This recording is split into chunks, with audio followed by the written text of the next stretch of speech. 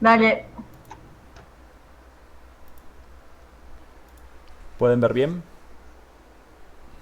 Sí, Bueno, Sí, Sí, se ve. damos inicio. Este es el primer taller de ecografía.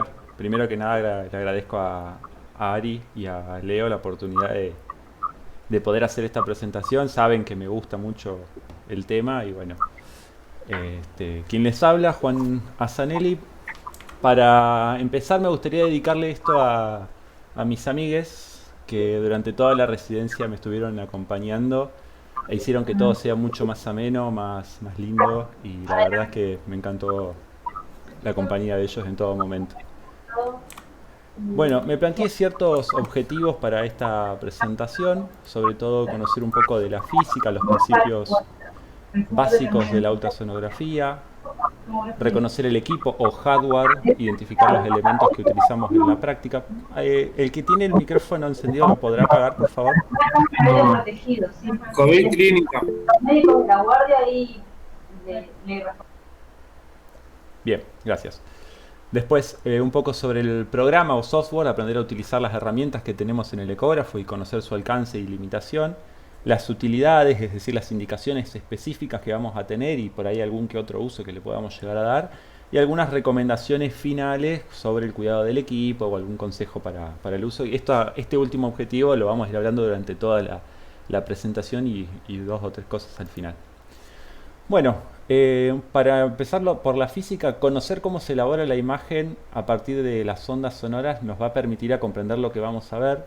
Si desconocemos los artefactos o la forma en la que se genera la imagen, este, por ahí nos va a generar dificultades en la interpretación de lo que estamos viendo.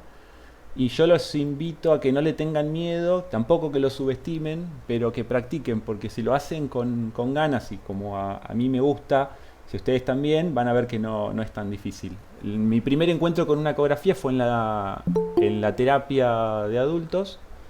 Me parece que alguien está tratando de unirse, permiso. Sí. Bien. Haciendo un acceso venoso central y ahí fue donde empecé a utilizar por primera vez la ecografía. Empecé mirando, entendiendo y saber de que bueno, había todo un campo ahí que podíamos explorar. Bueno, el sonido, antes que nada, tenemos que saber que es una forma de energía mecánica y como tal se desplaza en un medio, requiere de un medio para desplazarse y tiene la capacidad de transformarse. El sonido particularmente se va a transformar en calor. Y en ecografía el sonido lo formamos a partir de la energía eléctrica, ¿sí? Entonces pasamos por esas distintas fases. Electricidad, sonido y después calor que bueno, se disipan en el ambiente. Vamos a describir ciertas características a este sonido. Vamos a poner el puntero. Lo primero que tenemos que conocer es la amplitud, que desde la línea de base hasta su porción más positiva o porción negativa es lo que se conoce como el término de amplitud. La longitud hace referencia a la distancia que hay. ¿Sí? Discúlpame, Juan. Me parece que, no sé si soy yo, se escucha un poco mal el micrófono. No sé si lo tenés o muy cerca o medio lejos. No, lo tengo. Es un auricular con micrófono incorporado, está todo al lado. O soy yo. Se ¿Todos escucha escuchan? bien, ¿eh? sí, yo también Yo escucho lo bien. escucho bien. Ah, entonces soy yo.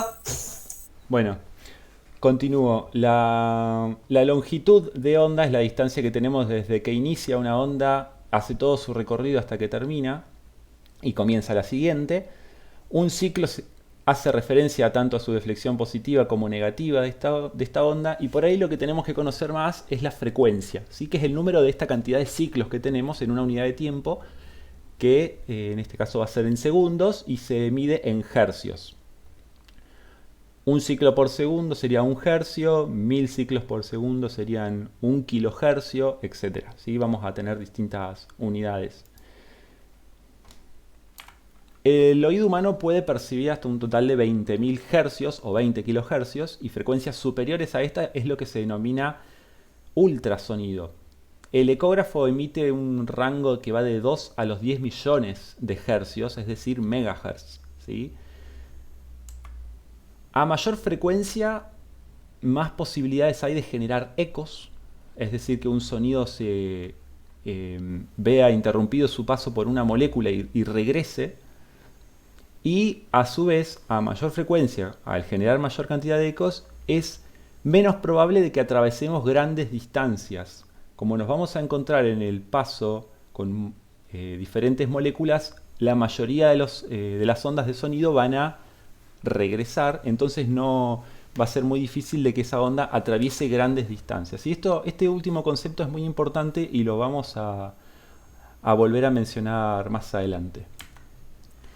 Entonces podemos decir básicamente que la ecografía se basa en el estudio de las ondas sonoras reflejadas. Emitimos un sonido y lo que vuelve al ecógrafo es lo que se transforma en una imagen. También vamos a mencionar después cómo llegamos a eso.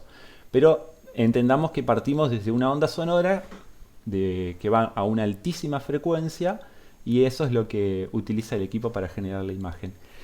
Obviamente depende de otros factores, la velocidad en la que se va a propagar va a depender de la densidad del tejido y la densidad de ese tejido o del medio va a depender del número o proximidad de moléculas. A mayor cantidad de moléculas o número de moléculas en ese tejido, es más probable que se generen ecos, que el sonido regrese al transductor y genere una imagen. Cuanto menor cantidad de moléculas, lo opuesto, obviamente, el sonido va a atravesar ese espacio y no va a rebotar y puede que no genere ninguna imagen. La resistencia es lo que se impide, o la impedancia es lo que impide que el sonido pueda desplazarse por ese medio. Lo podemos calcular conociendo la velocidad y la densidad de cada uno de los tejidos. Ya hay tablas preestablecidas con esto.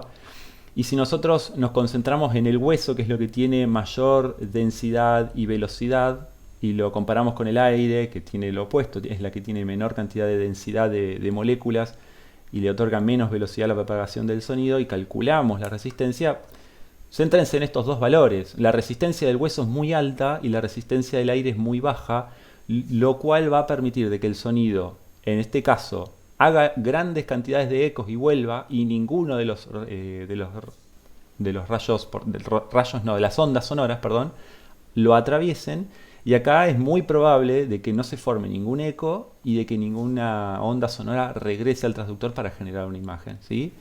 Por eso es tan importante conocer estos conceptos y saber que de acuerdo al tejido en el que nosotros vamos a hacer la ecografía es lo que podemos llegar a ver o no ver, y a su vez la generación del artefacto, ¿sí? Y acá empieza a jugarnos en contra el aire, que ahora también vamos a comentarles un poquito. Si esto lo traducimos en un ejemplo, van a ver que a grandes rasgos, a mayor densidad de un tejido, mayor número de moléculas. Habrá mayores posibilidades que se genere un eco, una onda sonora que rebote y se genere una imagen. Si hacemos una ecografía a una caja sin nada, con aire, y a otra que tiene una porción de hueso, si quieren, y nosotros pudiéramos ver las ondas sonoras, vamos a ver en el primer caso de que esas ondas sonoras atraviesan la caja sin ningún problema y en la ecografía no se genera ninguna imagen.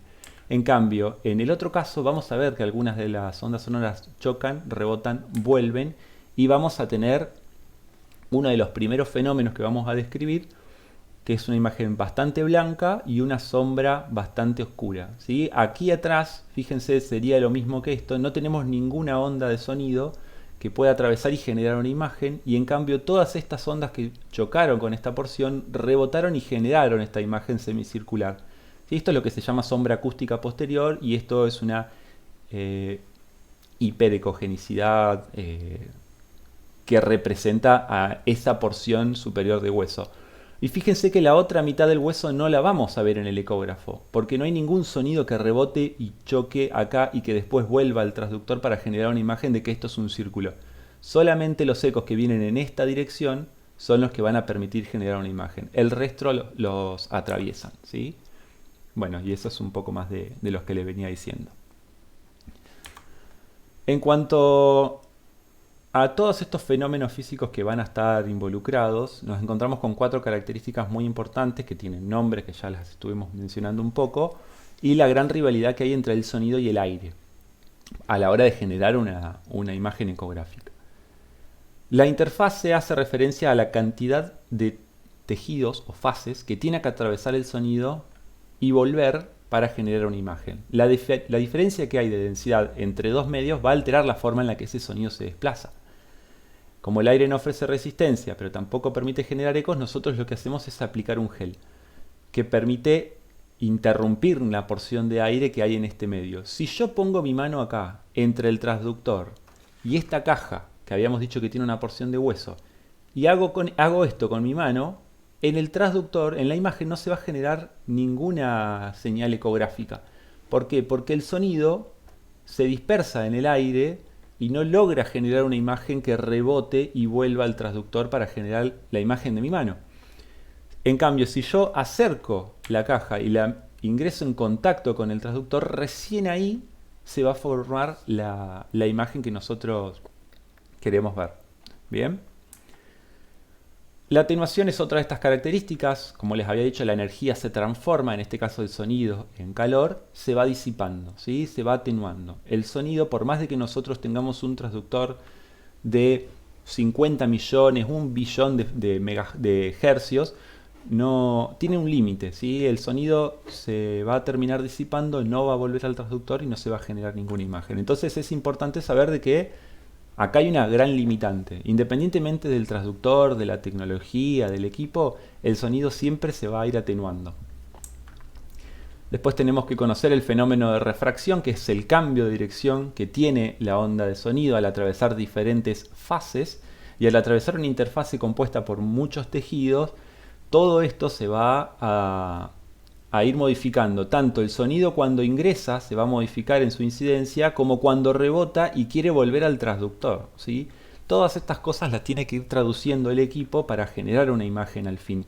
Y hay ocasiones en las que se generan artefactos tipo imágenes duplicadas que no existen, pero básicamente hacen referencia a estos fenómenos de refracción. Después, por último, tenemos el fenómeno de reflexión, que es la onda de choque entre una emisión y una recepción sonora. Tanto ondas que van en una dirección como las que rebotan y vuelven en la dirección opuesta. Esta es una de las características que nos va a dar las conocidas líneas A, que algunos que hayan hecho ecografía o me han acompañado a hacer alguna ecografía han visto estas características en alguna imagen, y es uno de los fenómenos normales o esperados o artefactos esperados a encontrar en una determinada imagen. ¿Se acuerdan dónde estaban las líneas A?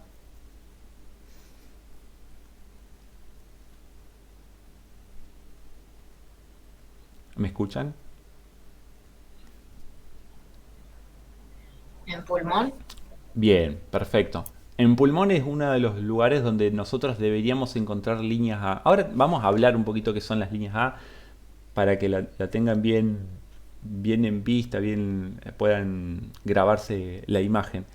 Pero es un fenómeno esperado si nosotros le hacemos una ecografía a un espacio que tiene aire. ¿Sí? Incluso si yo le pongo gel al transductor, antes de apoyarlo en el abdomen o en el tórax del paciente, ya podríamos ver incluso algunas líneas A. Bueno, con todo esto que vimos recién, que es por ahí la parte más, mucho detalle, mucha información quizás a la que no estamos muy acostumbrados, tenemos que saber que al atravesar una interfase las ondas de sonido van a cambiar tanto la frecuencia, la amplitud como la dirección. Eso ya lo vimos recién.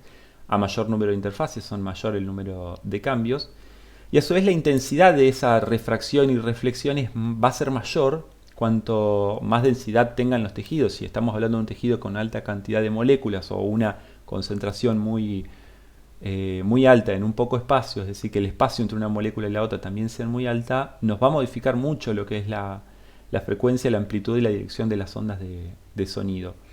Y esto a su vez se va a modificar aún más si nosotros variamos el ángulo de incidencia de la emisión del ultrasonido. Es decir, si yo agarro el transductor y no lo pongo perpendicular al tejido que estoy observando y le doy cierto ángulo, cierta incidencia, yo voy a estar aumentando aún más todas esas modificaciones de dirección de las ondas de sonido. Van a ser menos las ondas de sonido que regresen al transductor y generen una imagen adecuada. Por eso es muy importante siempre mantener el transductor lo más perpendicularmente posible al objeto que queremos explorar, ¿sí? Bien, eso es el principio, chicos. Esto recién empieza. ¿Venimos bien hasta ahora? Y Juan, Bien, sí. bárbaro, Juan. perfecto. Seguimos entonces. En cuanto al equipo, el hardware, van a ver que hay de una gran cantidad de formas, tamaños, muchas teclas, muchas pantallas, muchos transductores, pero en sí todos cumplen más o menos las mismas funciones, al menos lo mínimo indispensable. Tenemos modelos portátiles, de bolsillo, no cambia eso, ¿sí? Lo mínimo indispensable lo tienen todos y para lo que estamos acá y el uso que le vamos a dar nosotros alcanza. El equipo que tenemos en el hospital es este. Es un Mindray Z6, modelo 2013, muy bonito, sale mucha plata, 530.000 pesos el equipo solo. Si le agregamos 2 transductores sale 250.000 cada uno. Bien, la mesa o el carro en el que se transporta sale también 150.000, no sé por qué es tan caro. Pero bueno, no es tanto para que conozcan el precio esta imagen, sino que para que sepan que la vida útil no va a depender del costo que tenga el equipo, lo moderno que sea, sino de los cuidados que nosotros le damos. Y las utilidades son inmensas. Los beneficios son muchos y no es perjudicial para el paciente. Bueno, empecemos con el primero de los elementos, el transductor. ¿Sí? Está compuesto por un montón de capas, la carcasa, tiene materiales de relleno. Lo más importante es el cristal piezoeléctrico, ¿sí? Que es una porción de cuarzo. Y el mecanismo por el que trabaja este transductor es, nosotros le damos energía eléctrica, un impulso de energía eléctrica que genera una onda de sonido, una sola, ¿sí? A través de lo que se llama contracción y expansión de ese cristal. Es lo que se llama fenómeno piezoeléctrico. Y es más o menos como lo que estamos viendo acá. Genera una especie de contracción que luego se vuelve a expandir y genera una onda de sonido. Imagínense eso por 2 a 10 millones, que era la frecuencia con la que trabajan los transductores.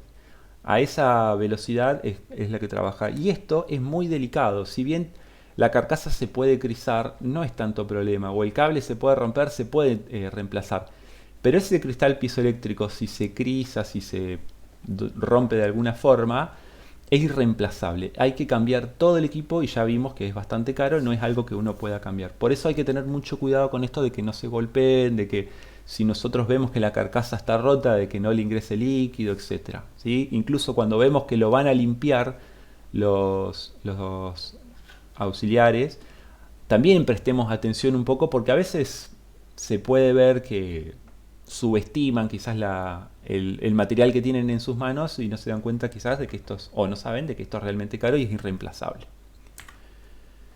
El equipo nuestro tiene transductores un convexo de 3,5, un lineal de 7,5 MHz y podría llegar a tener, o está en proceso de que se pida, uno de 2,5 MHz que se denomina sectorial, que es para hacer diferentes estudios, corazón, cerebro, se puede hacer pleura, etc.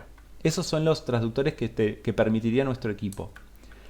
Pero muy lindo todo esto. Ahora, ¿cómo tenemos que hacer nosotros para elegir el transductor correcto? Que quizás esta es la parte en la que muchos nos trabamos al principio y decimos, está bien, ¿qué hago? ¿Cómo le hago? ¿Cuál uso? ¿Es lo mismo si uso uno u otro? Para saber eso, los conceptos más importantes son los que ya vimos. Conocer la frecuencia. No es lo mismo un transductor de alta que de baja frecuencia. No es lo mismo el tejido que yo voy a estudiar, ¿sí? Por eso necesito conocer la resistencia, ¿sí? Saber cuál es la densidad del tejido con el que yo me voy a encontrar. Y después también reconocer que va a haber atenuación y de que la energía se va a transformar siempre y se va a disipar y que no importa el transductor que usemos, en algunos casos no se va a ver nada, ¿sí? Tengamos estos conceptos presentes para la hora de elegir el transductor, vamos a ver que nos va a ayudar un poco. El transductor lineal es un transductor denominado de alta frecuencia, permite lo que se denomina mayor resolución axial, es decir, nos permite discernir la distancia que hay entre un objeto que se encuentra más superficial de uno que se encuentra más profundo. La mayor resolución a corta distancia es lo que yo les había dicho antes, ese concepto importante que quería que se grabaran, de que a mayor cantidad de frecuencia de sonido, más posibilidades hay de que se generen ecos, de que esos ecos choquen con alguna molécula, de que esa onda sonora choque con alguna molécula y regrese rápidamente al transductor y se termina el estudio, ¿sí? Es poco probable de que ondas sonoras atraviesen grandes distancias si yo uso altas frecuencias. Entonces, con este transductor vamos a ver estructuras que se encuentran hasta un máximo de 4 o 6 centímetros de profundidad. Va a depender por ahí de las características de la zona que vamos a estudiar, pero tienen esa limitante. Los utilizamos para accesos vasculares, visualización de pleura, evaluación del nervio óptico, estudiar el cuello, etc. Y quizás algunos de ustedes usen otro transductor para evaluar estas estructuras y me dicen, pero pará, ¿puedo usar ver estas estructuras con otro transductor o sí tengo que usar el lineal? No, sí, podés usar otro, pero ten en cuenta de que no vas a tener la misma definición si vos querés usar muchas ondas de sonido para definir bien una estructura y que cada onda choque con cada molécula de ese, por ejemplo, vaso sanguíneo, que si yo uso un transductor convexo, que por ahí no tiene tan alta frecuencia y no va a ver con tanto detalle estructuras que se encuentran muy superficiales. Bien, fíjense, acá se encuentra la piel, un poco de celular subcutáneo, músculo, y acá encontramos los vasos sanguíneos. Y para abajo ya no se ve mucho, ya se empieza a perder el detalle. Fíjense el detalle con el que se ve el tejido celular subcutáneo, las capas del tejido, a cómo se ven los vasos sanguíneos, que bien yo puedo distinguir que esto es una estructura y esta es otra totalmente distinta. Quizás con otro transductor esto lo vea como una sola estructura ovalada. Y muy lejano vemos otra estructura que es muy distinta también. Pero si nosotros lo medimos entre este lugar y este, debe haber un poco menos de 1 centímetro de distancia. Fíjense la definición que trae esto. Esta es la vena safena magna, femoral común y arteria femoral común. Ahí vivan los machetes. Esta es una visualización de cuello. También tenemos piel, celular subcutáneo. Aquí tenemos músculo. Aquí vemos la glándula tiroides. Fíjense, esto es un anillo traqueal. Se ve bien hiperecogénico. Y por detrás ya no se ve. Esto que estoy viendo yo acá atrás, fíjense, no es ninguna estructura. Esto no es la cavidad de la tráquea. Esto no es el esófago. Acá yo veo aire. Y el aire me borra lo que yo estoy viendo detrás. Yo no puedo confiarme de que acá no hay nada, ¿sí? No me sirve esto para evaluar si hay un tumor en las cuerdas vocales. Si hay aire, esto me lo va a interrumpir y acá no lo voy a ver. ¿Bien? Pero sí puedo ver con gran definición otras estructuras, los vasos sanguíneos, incluso este pequeño nódulo que no sé si alguien lo llegó a ver, que no se ve tan fácilmente, pero está. Y este transductor nos permite ver esas estructuras con ese detalle. Esto por ahí es el globo ocular, más que nada como ejemplo para ver el nervio óptico, ver un poco la retina, hacer mediciones. Eso más adelante por ahí en otro curso se puede llegar a explicar. El transductor convexo tiene baja frecuencia, de 2,5 incluso hasta 5. Nosotros podemos modular, aumentar la frecuencia del mismo. No tiene tanta resolución axial. Sí nos permite ver estructuras que se encuentran más profundo, hasta un total de 15 centímetros. Y lo podemos usar también para pleura, como el anterior, para ver pulmón, corazón, abdomen, pelvis, cráneo. Podemos ver un montón de estructuras con esto, pero con sus limitantes también. Fíjense que nosotros esta imagen la vemos muy bien, pero vemos hasta 15 centímetros. Si yo quiero discernir si acá hay un solo vaso sanguíneo, 2, 3 o 4 y hago zoom, quizás no lo vea con tanto detalle. Pero si yo tengo que ver el órgano completo, con el otro transductor no podría. Sí o sí tendría que usar el convexo. ¿Ven? Acá encontramos por ahí cuáles las ventajas y desventajas de cada uno y ya nos vamos a ir dando cuenta qué es lo que queremos ver. Esto es una ecografía de pulmón, se ve la pleura, acá se ven dos costillas que generan esas sombras acústicas posteriores y acá se ve aire, solamente aire. Esto no es parénquima pulmonar, esto es aire que me borra el resto del parénquima. Estos son las líneas A, son líneas de reflexión que se generan equidistantes una de la otra y que siguen la silueta de la pleura. Bien, pero sepan de que esto no significa de que yo estoy viendo de que este segmento de pulmón está sano. Acá la porción más superficial, quizás de pulmón, se encuentra sana, tiene aire y me borra todo lo posterior. Pero yo no estoy viendo esto. Y esto no cambia si yo uso otro transductor. Por más de que pueda haber gran profundidad, el aire es un artefacto y tenemos que saber de que acá esto es un pulmón con aire. Pero no nos sirve para descartar otras patologías si hay una condensación más profunda. Estos a nivel del cerebro solamente se los traigo para que sepan de que se puede hacer en el adulto. ¿Puedo hacer una pregunta Por con su- respecto a esa imagen? Sí, O por sea, supuesto. solamente vemos, por ejemplo, cuando hay artefacto, que vos decías en este caso, el artefacto es lo único que se ve negro, negro, o sea, hipocogénico se dice, ¿no? Sí, sí. Y tenemos dos artefactos acá. Este es uno, lo negro, que es la sombra acústica que te genera la costilla, que capta la mayoría de las ondas sonoras, rebotan todas, ninguna lo atraviesa porque tenía una gran resistencia y acá no vemos nada. Y el otro artefacto que vemos es el del aire, que el aire te genera esta imagen borrosa, como si a un televisor hubiesen cortado el cable, se ve Claro, todo borroso. Y este es otro fenómeno que habíamos dicho de reflexión, hay ecos que se traducen como si fuese, que siguen la silueta de la pleura, pero no significa de que acá hay otra pleura, no significa que esto es derrame. ¿Sí? Significa solamente de que se está reflejando y de que acá en el medio hay interpuesto aire y que me borra todo lo que está por detrás. ¿Sí? claro.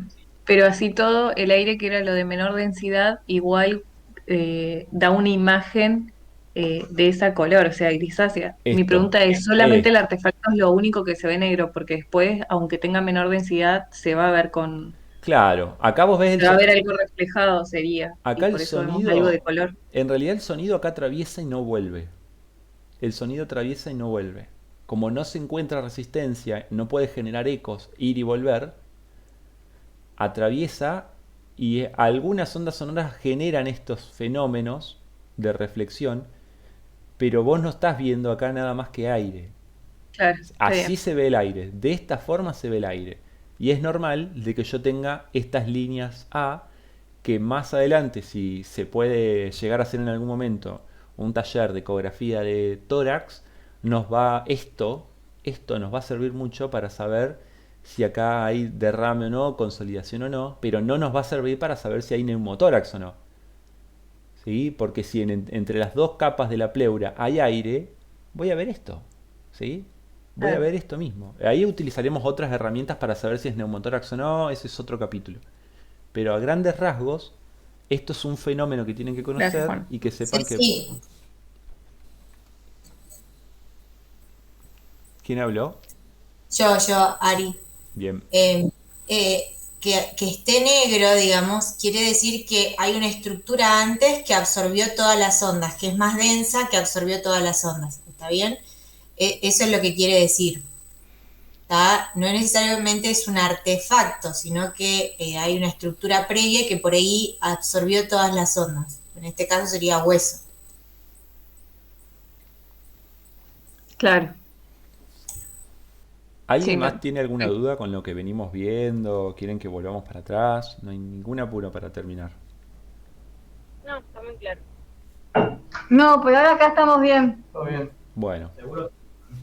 bueno, seguimos entonces. Esto es más que nada anecdótico, se puede hacer en algún momento. Se ve apenas un poco el tercer ventrículo en esta imagen y se puede llegar a utilizar para medir si hay diferencia entre la línea media entre un hemisferio y el otro. Fíjense que esto es derecho y en esta imagen esto es izquierdo. Y hay apenas la diferencia de unos 12 milímetros que no es significativa. Pero bueno, ya es para otro transductor, otro especialista. Hay que tener que estar especializado en esto y no es tan sencillo, pero sepan que se puede hacer. Bueno, sigamos con el equipo que tenemos nosotros. Se van a encontrar con esto apenas lo abran, el teclado. Lo más importante, la tecla más importante es esta para prender y apagar, que muchas veces cuesta encontrarla. Pero tenemos 97 teclas, cada una tiene una luz, un LED, que nos indica que está prendida o apagada, que las usamos o no la usamos. Tenemos potenciómetros, que son estas perillas redondas que vamos a encontrar acá, que las podemos girar en sentido horario, antihorario, o incluso las podemos presionar y funcionan como botones también. Y tenemos este cursor, ¿sí? Que es una bolilla, una esfera que nosotros vamos a utilizar para mover el mouse. Cada vez que nosotros la rotemos, se va a mover el mouse para un lado o para el otro. Pero lo más importante acá no son toda esa cantidad de teclas que tiene, sino identificar quizás algunas que son muy importantes. Paciente para registrarlo, Pro para elegir el transductor y finalizar examen. Y después las que tenemos que identificar en todo ecógrafo para poder utilizarlo, o por lo menos para saber las herramientas que más vamos a utilizar, es el EM, el Doppler, la medición, la selección, congelar, grabar imagen, profundidad, foco y ganancia. Bien, vamos a hablar levemente después un poquito de cada una de ellas. Para eso tenemos que hablar del software. Software es una palabra complicada, pero es básicamente el programa, ¿sí? Es el sistema operativo. Ejemplos: Windows, Linux, Android, iOS, ¿sí? Es el programa que nos permite interaccionar con la máquina. Bien. Lo primero que tenemos que saber es que esto no requiere grandes conocimientos, no hay que ser un grosso ni nada. Prendemos, tocamos el botón paciente, cargamos los datos filiatorios, nos va a aparecer esta pantalla, ponemos el nombre, el apellido, la edad, el género y le damos OK. Bien, no mucho más. Elegimos el transductor, tocamos la tecla Pro, nos va a aparecer una pantalla como esta. Ya vienen algunos programas precargados, es decir, con algunas modificaciones de longitud, de frecuencia, de profundidad, de ganancia. Nosotros elegimos el que vamos a utilizar. Este traductor no es el que tenemos, pero bueno, salen un montón de programas para el convexo y varios programas precargados para el lineal. Lo elegimos, solamente le hacemos clic a uno de ellos y después ajustamos la ganancia y la profundidad según el caso de lo que vayamos a ver. Después podemos, no sé, medir un derrame, confirmar si hay flujo Doppler o no, hacer compresión, grabar imágenes, etc. Eso va a depender de cada uno. Pero para empezar y ver, lo que tenemos que hacer es esos 3 pasos. Prendemos el equipo, cargamos los datos, elegimos el transductor y apoyamos el ecógrafo. Y ahí empezamos a ajustar ganancia, profundidad y después el resto, bueno, se verá.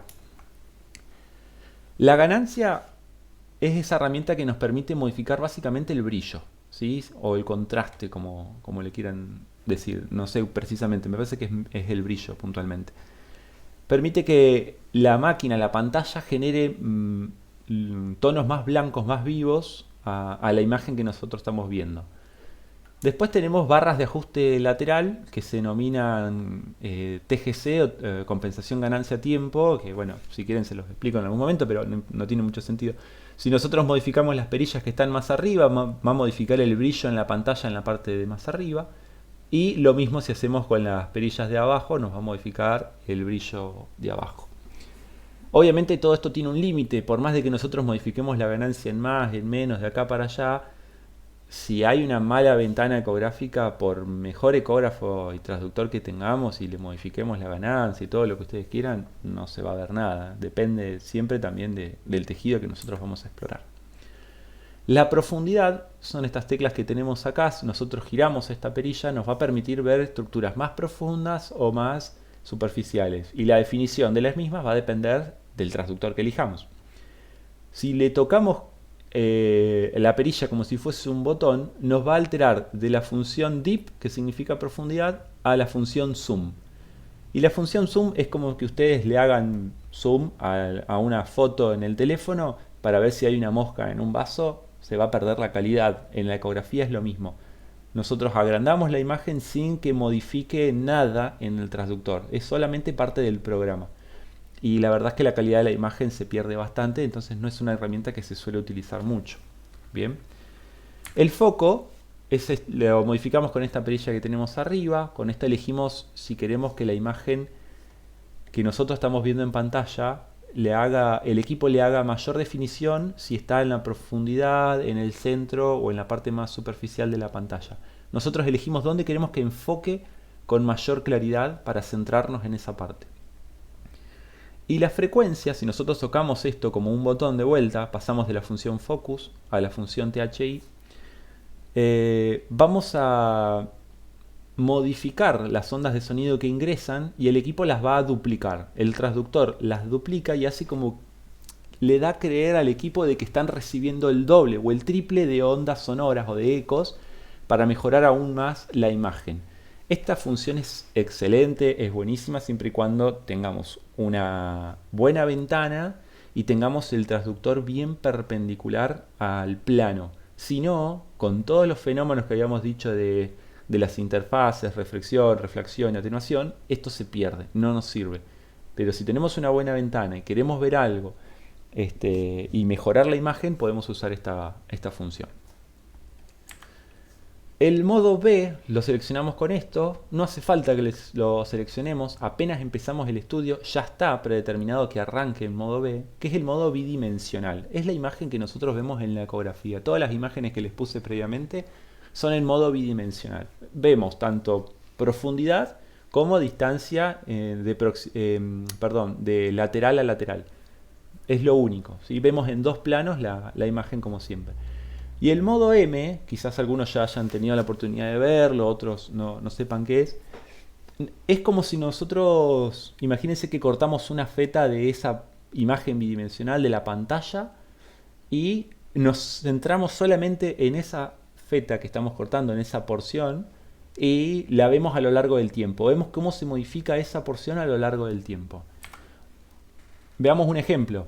Si yo trazo con el ecógrafo una línea que atraviesa este vaso sanguíneo, lo que voy a ver en el modo M es esta porción de la línea negra que vemos acá en la flecha, traducida en la imagen en un modo unidimensional o en un solo plano, ¿sí? Vemos cómo esa feta se mueve a lo largo del tiempo. Y si este vaso sanguíneo se contrae por algún motivo o se dilata, yo lo voy a ver acá como una dilatación o como una contracción.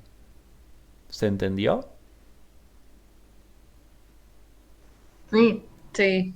sí. Bueno, si nosotros Ay, no, yo no entendí. Bueno, vamos de vuelta. Vamos con el otro ejemplo. Si yo trazo una línea en este sentido para cortar este vaso sanguíneo en el modo M, yo lo que voy a estar viendo en la imagen es esta porción, esta feta que estoy cortando, esta línea, la voy a ver en una unidad de tiempo, ¿sí? Esta línea va a quedar acá y el cuerpo va a seguir haciendo lo suyo, va a tener sístole, diástole, va a tener inspiración, expiración, lo que sea. Y esta imagen se va a modificar de acuerdo a lo que nosotros estamos viendo. Si este vaso sanguíneo se contrae, nosotros vamos a ver en esta imagen que la distancia entre estas dos líneas se va a disminuir, ¿sí? Como lo mismo, se contrae. Si este vaso sanguíneo se dilata, en esta imagen vamos a ver lo mismo. De acuerdo a la cantidad de estructuras que nosotros estemos cortando, en el modo M va a ser la cantidad de imágenes que vamos a ir viendo en el ecógrafo.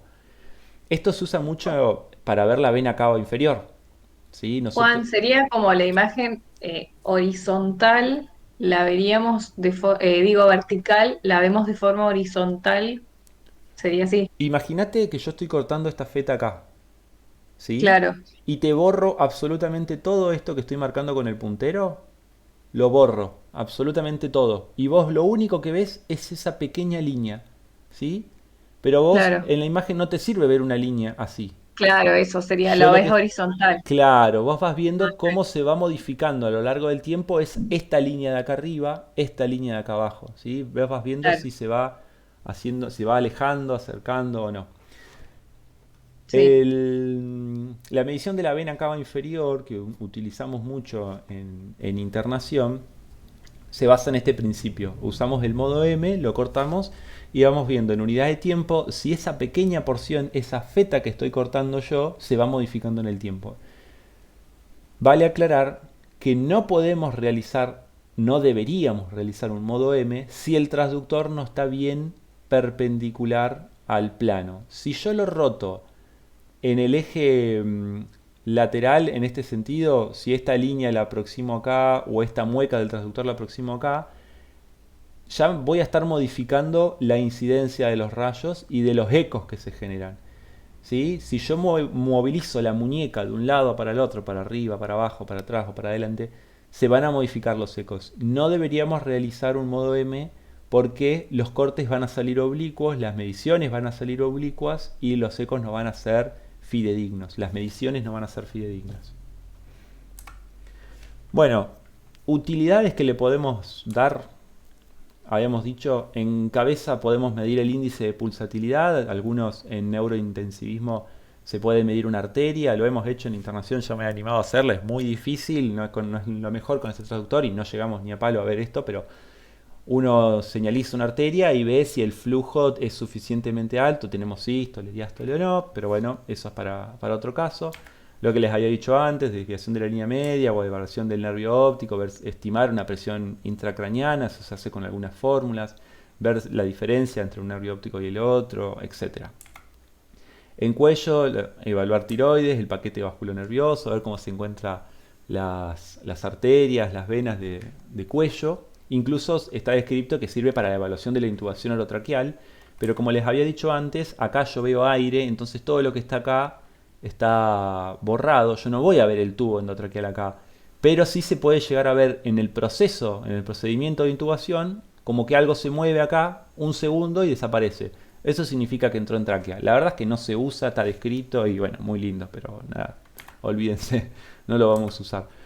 En tórax, pleura, espacio pleural, ver si hay derrame o no, evaluar el parénquima pulmonar. Fíjense, acá podemos ver diafragma también, se puede ver un poco de pulmón y líquido en el medio, un líquido anecogénico en el espacio pleural que está ocupando ese espacio. E incluso podríamos ver, se ve bien que esto es parénquima pulmonar. Si estamos viendo parénquima pulmonar, probablemente esto sea una telectasia, ¿sí? El parénquima pulmonar no se debería ver si lo que tiene es aire, se generaría artefacto. Y acá se puede ver claramente, muy probablemente esto tenga una telectasia por este fenómeno que genera el líquido por contracción. Podemos ver corazón, también va a depender del transductor, de otras modificaciones que le hagamos al ecógrafo. En abdomen, evaluación de presencia de líquido libre, órganos sólidos, órgano hueco, etc. Podemos llegar a ver el apéndice. En pelvis, la vejiga, el balón de la sonda vesical, si está bien lleno o no, si tiene aire y tiene líquido o no, que esto en realidad está mal, debería tener solamente líquido. Músculo, busqué una ecografía de músculo, todas patológicas, esta es la única que me pareció que era normal, pero la verdad es que no lo sé porque no sé hacer ecografía de músculo, la verdad es que sé que se puede ver, podemos ver un montón de estructuras, lo mismo que articulaciones, pero no es el fuerte, así que no vamos a hablar mucho al respecto. Y por último, algunas recomendaciones finales quizás, sobre lo que es el cuidado del equipo. No hay que higienizar el transductor con alcohol ni ningún corrosivo porque la goma que está interpuesta entre el cuarzo y la piel se daña, se puede crizar, puede formar grietas y ahí se atrapa suciedad, mugre e incluso el aire y va a generar artefactos que no vamos a poder ver. Hay que evitar que se caiga el transductor, no hay que derramar líquidos de limpieza ni nada sobre el teclado. Esto hay que tener mucho cuidado porque el cursor, la bolilla que usamos para mover el mouse en el teclado, ya se rompió una vez, entre comillas, se vio defectuosa, no dejó de funcionar y muy probablemente haya sido por derrame de líquidos encima cuando se hizo la limpieza.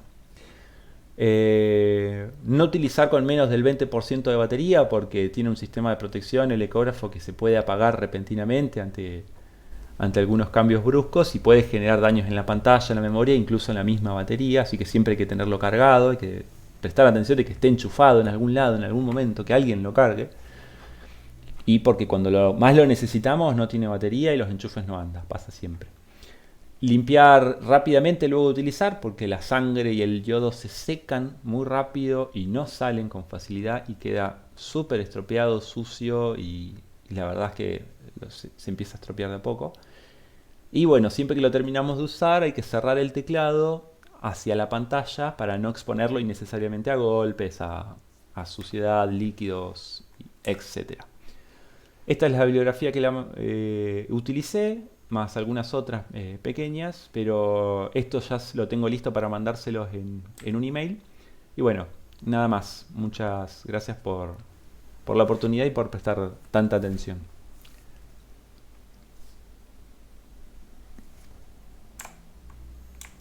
¡Qué lindas fotos!